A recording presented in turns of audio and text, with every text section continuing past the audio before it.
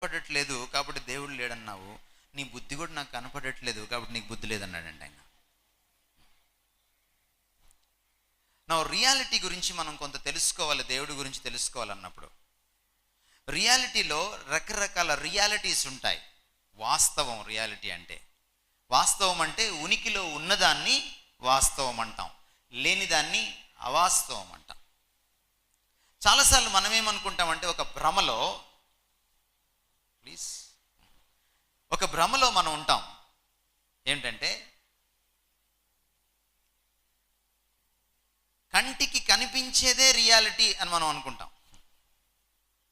అదొక పెద్ద భ్రమ. సీన్ రియాలిటీ ఉంది, అన్సీన్ రియాలిటీ కూడా ఉంది.